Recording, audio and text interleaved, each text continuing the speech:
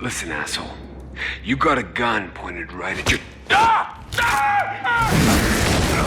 Outriders is one of the most conveniently released games I think of all time. During a year which might be one of the slowest and most uneventful ones we've ever had in terms of AAA game releases, Outriders is a title that's going to have people checking it out, I think, just by default. I mean, what the hell else are people going to be playing this month? What, you're going to go off and play something like Together B&B? Yeah, didn't think so. Choke on your own spit, dude? With the painful memory of Cyberpunk 2077's rocky launch still lingering in the back of our minds, well, here comes Outrider doing almost the exact same thing, with a multitude of technical issues ruining the experience for a lot of people just right out of the gate. But even once you finally get past all of that and sink your teeth into what meat this thing has, you're probably wondering, has it even been worth it? Listen, asshole. Now look, I think it's kind of important to say that I don't think that this is a bad game, but in my opinion, it is one that is kind of forgettable. After playing this thing for about 30 or so hours, almost entirely in co-op, I gotta say that I couldn't even tell you the names of half the characters I interacted with, or what I was even supposed to be doing half of the time. You have no idea how bad it is, Outrider. And the reason for that is that Outriders just feels like a mishmash of every single sci-fi looter shooter that we've ever had.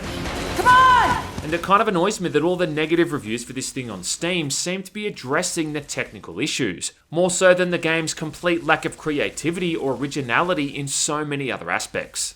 The basic premise here is that you're an elite soldier on an alien planet, fighting hostile creatures, bandits, soldiers, and the hostile natives. You've got a bunch of superpowers, you've got assault rifles and shotguns, and every second person has that ridiculous haircut that makes it look like they get offended by everything they see on social media. Choke on your own spit, dude? It's just the kind of plot and premise that feels like you could apply it to so many other games, and despite there being such a huge focus on this story, I just never found it remotely interesting. And that's not for the game's lack of trying. I mean, they really want to tell a story here. Help me! Right from the get-go, Outriders introduces a forgettable cast of characters. There's people you interact with at certain points, and it kind of feels like the game's setting them up to be ancillary characters, but then after a couple of cinematics, you never see them again. In one instance, one character gets killed so unceremoniously, almost like 15 minutes after being introduced, that you've got to wonder why someone bothered adding them into the game in the first place. Now get your asses in gear and do the right thing, or I'm gonna have to... One thing that I also found really odd about this game was the amount of profanity. More or less as predicted. Now look, I love a good F-bomb. In fact, it's my second favourite swear word after the old C-bomb. A word that's so frequently used in Australian culture that it's a bit of a wonder that we haven't adopted it into our national anthem yet. More or less as predicted. But the profanity in Outriders just kind of feels out of place. No fucking way! It just feels like that kid at high school who's out of his parents' hearing range and is swearing because he knows he can get away with it. You wouldn't understand. You can't even fucking read. Sorry, Grandma. It's not a fucking library. Hey! My grandma was a general. I played through the story as the male Outrider, and this guy's just got the most basic bitch, gruff marine-sounding voice you're ever gonna hear. It's like the only direction he was given in the recording booth was to impersonate Troy Baker, and then he's just kind of run with it the entire time. Sorry I left you to die in that med lab. Hey, no worries. Didn't really have a choice. I'd have done the same. All these other characters just don't really stand out that much either, outside of a character named Jacob, whose only real personality seems to be that he's an alcoholic. But I feel like you could swap out the personalities and the voices of half of these and you wouldn't even know the difference. But look, I guess my point here is that it's not the kind of story that's going to have you gripping the edge of your $400 gaming chair, or have that sphincter puckering up tight enough to crack some walnuts. Oh, shit. Visually, I think Outriders is also a bit inconsistent. I think the environments though look pretty good. There's some downright stunning looking areas in this game, and it does a pretty good job at trying to keep things varied. You move through forests, caves, deserts, and snowfields, and the view distance is far, giving you this feeling of really being stuck on this large expansive planet where you're really just a bit of a speck on the radar. I also like some of the earlier man-made environments in the game too, these shanty and trench towns that feel like something out of Mad Max. You can walk around these and see all of these NPCs standing around and going about their daily business, and it feels gritty and realistic to me. And then that whole World War I vibe they've got going on in a lot of these combat locations is also pretty damn unique. It's this surprisingly good mix of futuristic war tech, combined with early 20th century trench warfare, and something about it just seems to work for me. Armor designs can look a bit odd at times, but some of the pieces you pick up here do genuinely look kind of badass. Same thing with the weapons. I mean, you'll see some pretty stock standard gun designs, but the more hard to come by items on the other hand do look pretty awesome. I also think a lot of the effects during combat look great too. The temporal blade thing my trickster guy used kind of reminded me of Dr. Manhattan, causing people to explode in the Watchmen movie.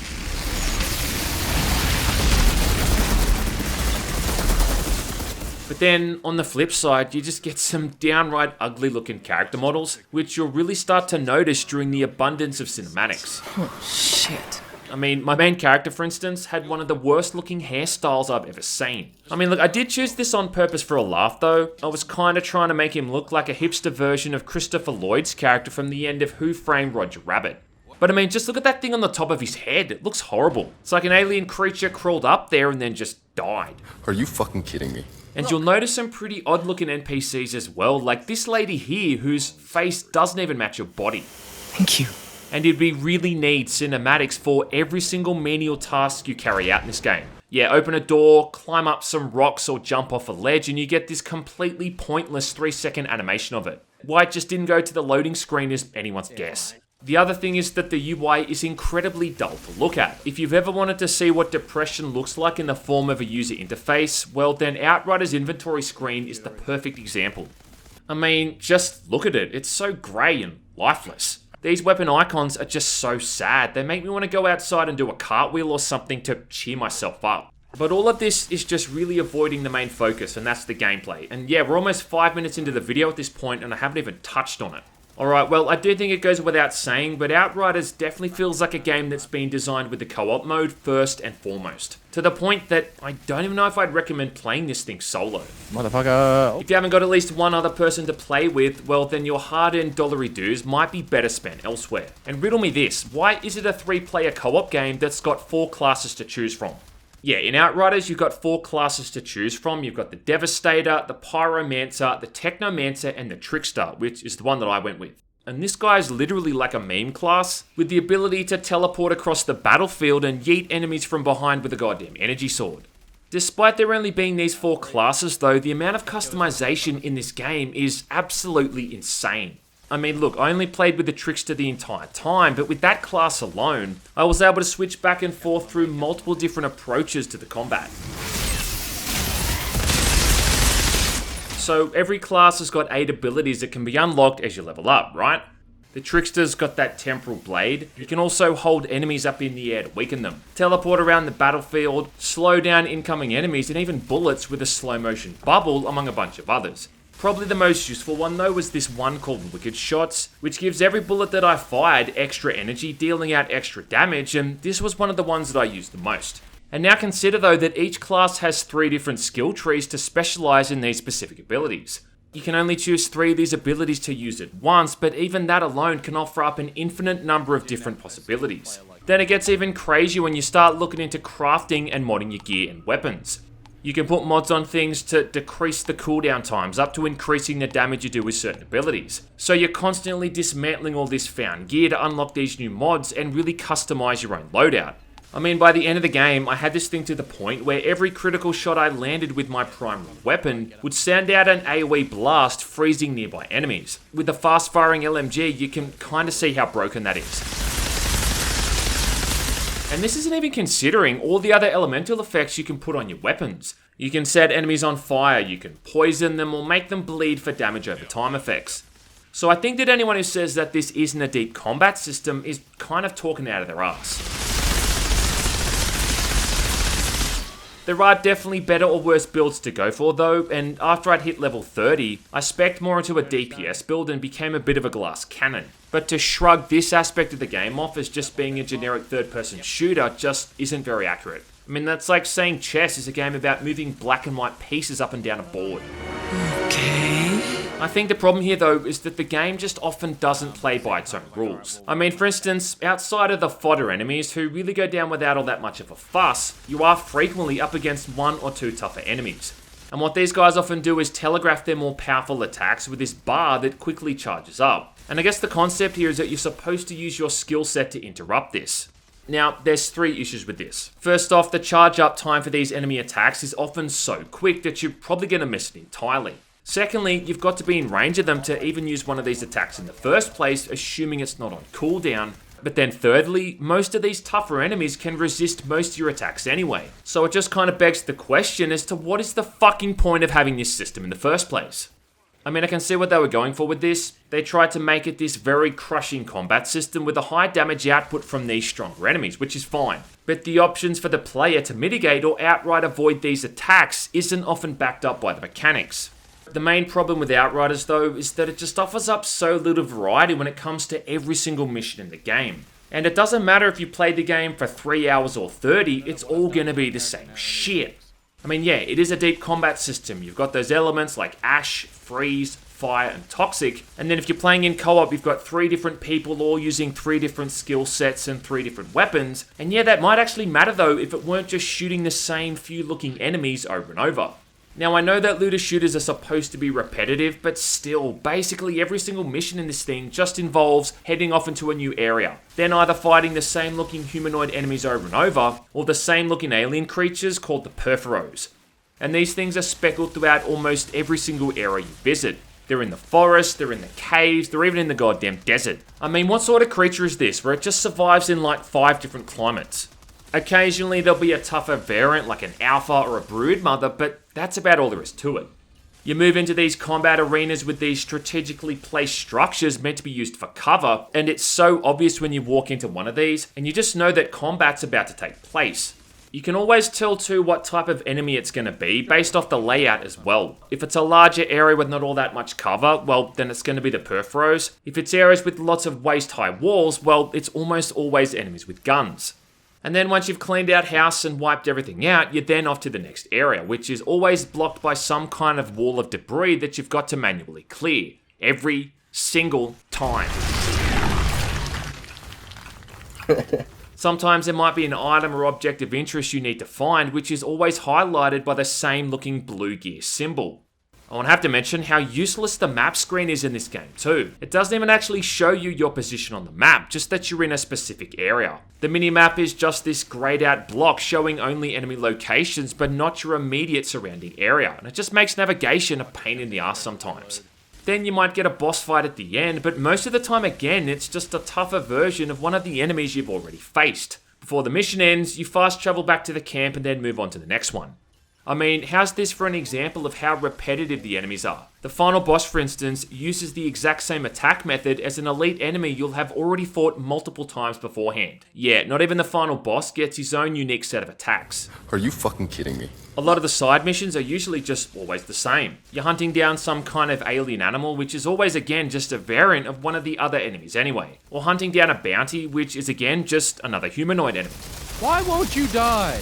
No matter how many bounties you take on, it's always going to end with that same cinematic of your target just staring at the end of your gun barrel as they've completely given up on life, waiting to be put out of their misery. I mean, it's fucking depressing to witness.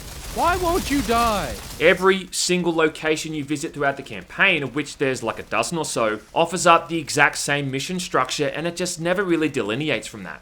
Kill some stuff, run to the next area, kill some more stuff, and repeat until the mission ends. I mean, that's every mission in Outriders. You've seen it all. What? Despite being called a cover shooter, I also think that's a bit of a misnomer. I think the cover shooting here refers to the enemies, most of whom hide behind it constantly, shooting at you from the other side of the goddamn planet. Yeah, seriously man, the biggest threat in this game isn't the guy in front of you with the axe or the tanky dude with the flamethrower. No, it's those half a dozen assholes hiding on the other side of the level, taking pot shots at you from cover. These guys right here are the real bosses of Outriders and a consistent pain in the ass. Not to mention, they're probably the most intelligent. I mean, they're not dumb enough to take you on face to face. Taking cover just isn't a viable option most of the time anyway. Hiding in cover means you can't really use your abilities as effectively. You're not going to really do it when there's melee enemies around anyway. But even more annoyingly, against the snipers, every time they hit you, it knocks you out of cover anyway. So it really just kind of feels like a near pointless mechanic at times. Even aiming down your sights is often not a good idea. When you're aiming down sights, it obviously improves your accuracy, but you lose a lot of your situational awareness and peripheral vision. which comes into play against the tougher enemies who are casting these powerful AoE bombs in your general direction. When this happens, you can't even see you're standing in one of the impact spots because that zoomed in view from aiming down the sights has cropped out your vision. Capiche? What? So we've got a cover shooter where two of the main mechanics associated with cover shooting, that being taking cover and precise aiming, are almost redundant at times. Yeah, cool. He's on fire, he's down. But then apart from all of that shit, the only way to get your health back is by killing enemies and using your abilities. So even then, it's outright forcing you to constantly push ahead and keep the body count high. I don't know, man, this whole cover mechanic to me seems about as pointless as garlic flavoured Tic Tacs. Okay. Outriders also has what I like to refer to as an artificial difficulty slider, which is where you can select from a bunch of world tiers to make the game easier or harder. So say if I'm level 20 and I play on world tier 7, it means the enemy is going to be level 27 now, which is obviously going to make them tougher, but on the plus side it means that you have a better chance of getting decent loot. The thing is though, it doesn't give you any extra XP, it just increases the likelihood of getting somewhat better gear, but at the cost of taking twice as long to kill everything. Yeah, it's kind of hard to overstate how spongy enemies become on these higher world tiers. You go from comfortably shredding through enemies to suddenly spending upwards of a minute, sometimes taking down a single enemy. And that's often with everyone ganging up on this person at once. It's kind of annoying that it doesn't make them any smarter or throw different variants at you, it just seems to make them resist more damage. It's kind of like trying to shoot down a Panzer tank with a BB gun. It's really annoying too when enemies become that spongy because naturally you're going to have to retreat so they don't overwhelm you. But if you go too far back, you've got this stupid mechanic that apparently says it's leading enemies to your allies. Kind of reminds me of the Call of Duty games when you got one of those messages when you left the mission area, and again, it's a stupid idea. The dumbest it ever got here was during one fight where we had 3 tanky enemies at once, who could all heal each other with a cast time that was so quick it was near impossible to interrupt. I mean, you really start to see the failings of this tier system against combinations like this.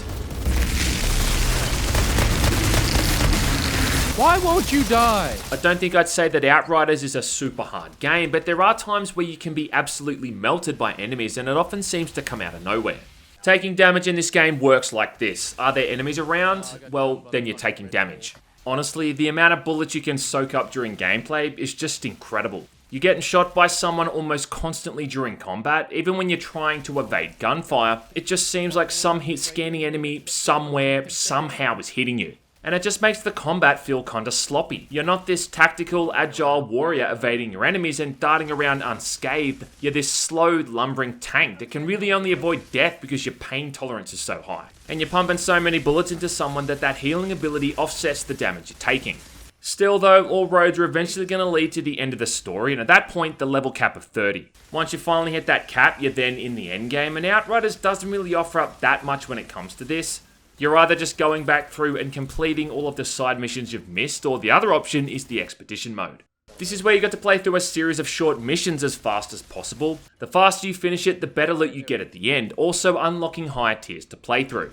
Give me a gold, baby. Which expectedly again makes the game harder, but also again like the world tiers, is supposed to increase the quality of loot you get back. And it has been kind of interesting to watch the way that this game mode's almost ostracized the way that certain people have played the game. I mean, before I hit level 30, I had a build that focused on survivability as much as it did dealing damage. But then in expedition mode, that build was a little bit pointless. And it didn't make much sense to worry about survivability when you're literally being forced to finish these as fast as possible.